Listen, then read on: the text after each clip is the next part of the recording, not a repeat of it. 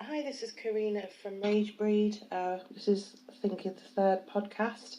And I'm here with Gareth from Gurt, who'll be playing Ragefest on the Sunday, 10th of November. So I'm just going to ask a few questions. How are you doing, Gareth? All good? Very good. Yeah, thank you very much. Good. And so, Gareth, tell me a little bit about Gurt, who's in the band, and what was the inspiration behind Gurt?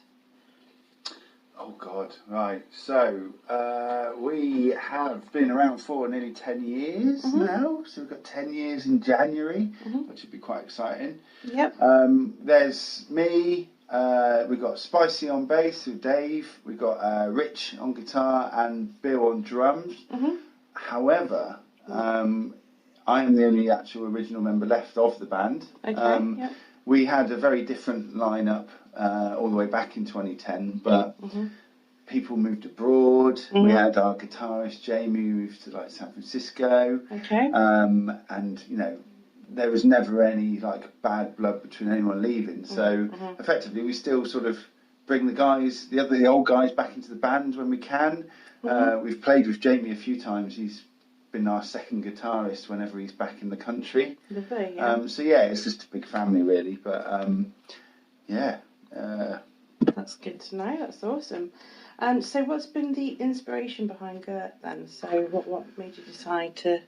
It was more like the original guys were in another band called Rouse, which are like a blues band, which we all went on tour together, and I was sort of doing some filming for them.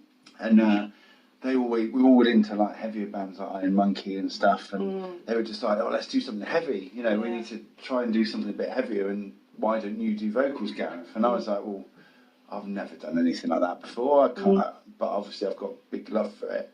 So we just thought, oh, you know what? Let's just go in a practice room and see what happens. And the result was Gurt. You know, it worked. The scene, inverted commas, you know, the sludge and doom thing was sort of showing the signs of picking up at the time, and I think we just sort of came around at a good time really, and so it was just really four mates having a laugh, gave it a go, and off we go really. Excellent, that's really cool. And so what would you say were the bands that influenced you the most personally? Well, Iron Monkey is the obvious one. Yeah, you know, it's very, you can very hear clear. that.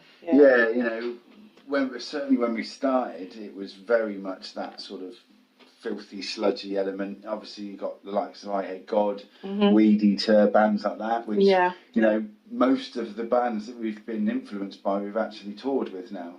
Raging Speedhorn being another one. So there's an awful lot of that, you know.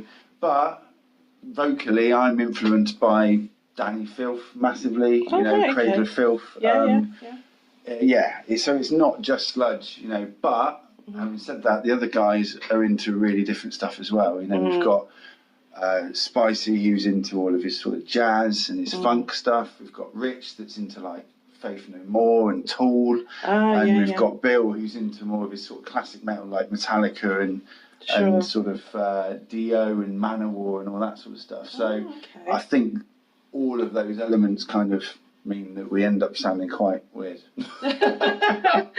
It's good though, because you've got an eclectic taste, you know, as a band as a whole, but the music is definitely, you can see the more sludgy side of things, definitely, but it's really cool.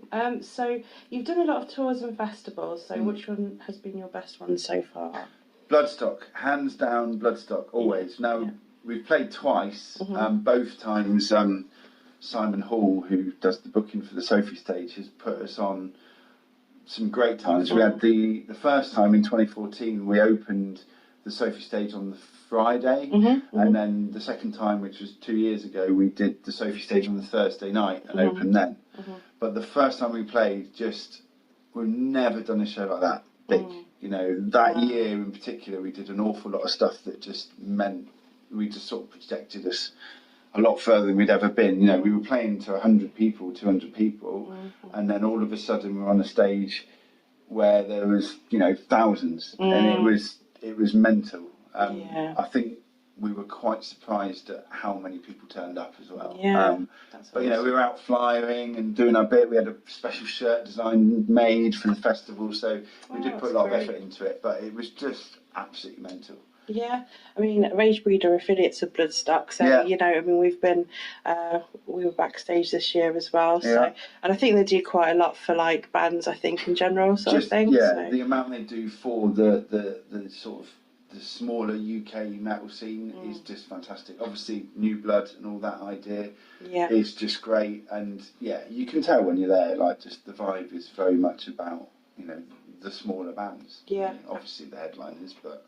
Yeah, it's got a big focus on the UK talent, that's for sure. Yeah, I agree with you.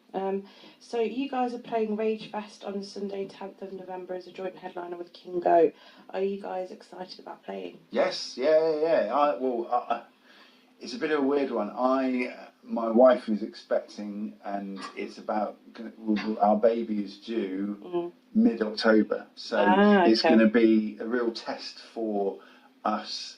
Because we were very much adamant on having a bit of a quiet time afterwards, but we're really happy to have a show that we can actually come out and just carry on, because we're not obviously, but we're about to release the third album, so it's going to be great. It's going to be the first show after I'm a father, and we love Nottingham. It's a great place, so very much looking forward to it. That's great stuff. That's really good. Yeah, we're all looking forward to it. And there's been quite a few people that have mentioned they're excited to see the band as well. Cool. Yeah. Especially some people have been, especially the Stoner fans, the sort of fans have been like, oh my God, Gert's playing. So you've had some great response. Yeah, we've got some friends in Nottingham, so hopefully, fingers crossed they'll be there.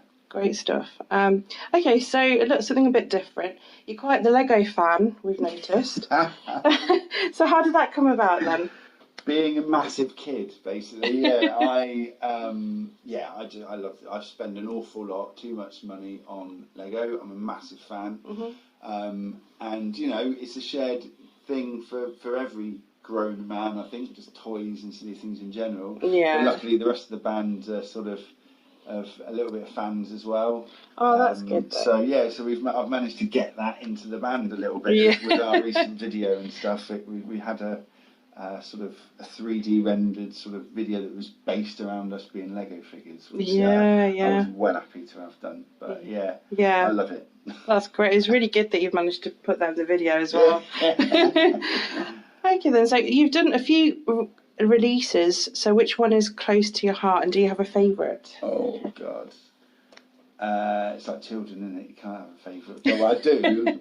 It is very much, other than the new album, which is yet to be heard at this point, it's going to be DIY-MCA, which is an EP that we did a few years back after our first album. Now, that was the first piece of work we did properly with our now drummer Bill. Yeah. And also it was the first time we worked with Steve Sears, who is our producer ever since. Right, okay, great. He is in a band called Gold Key.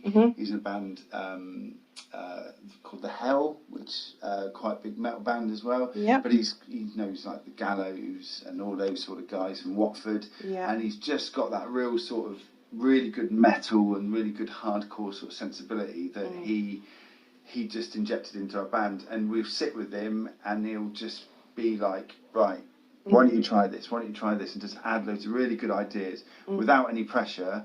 And as a result, that first release we did with him, it just sounds amazing. Yeah. Like the songs were so silly as well. And we still, up to this point, we've still been playing 3 of the 4 songs regularly in our set as well. So DIY-MCA for me, I think.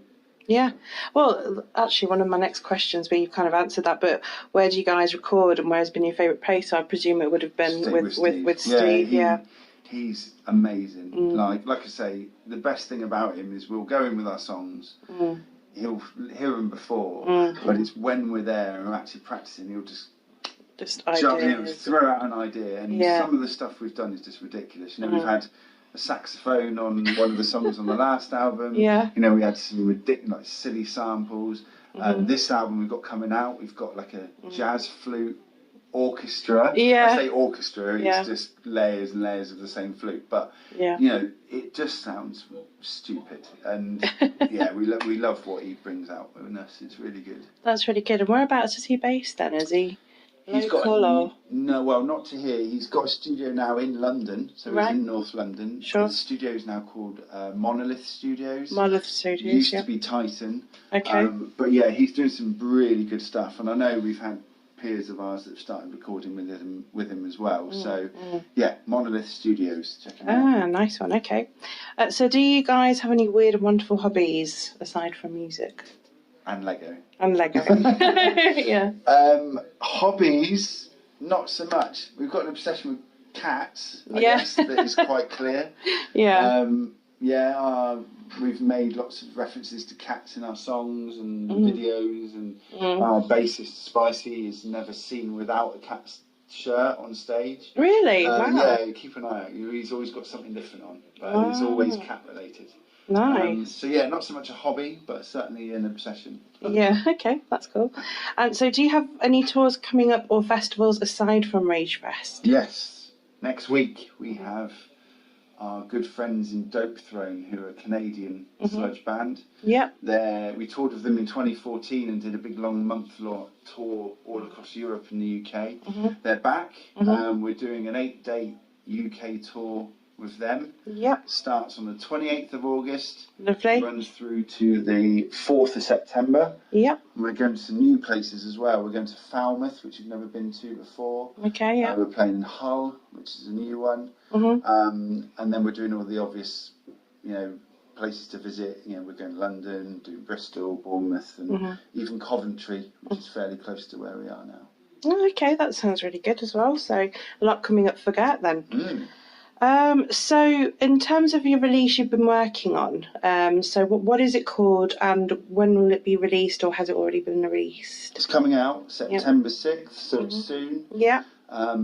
I've just got everything through, so everything's finished. I've got all lovely coloured vinyl and CDs and all shirts, all of this stuff which has been pre-ordered for ages. But that's all coming out just before we go to tour. So excellent. Everyone that's bought it will have it before we go out on the road. Yeah. It's called Bongs of Praise. Lovely. Yeah. Which is a reference to the very famed Songs of Praise.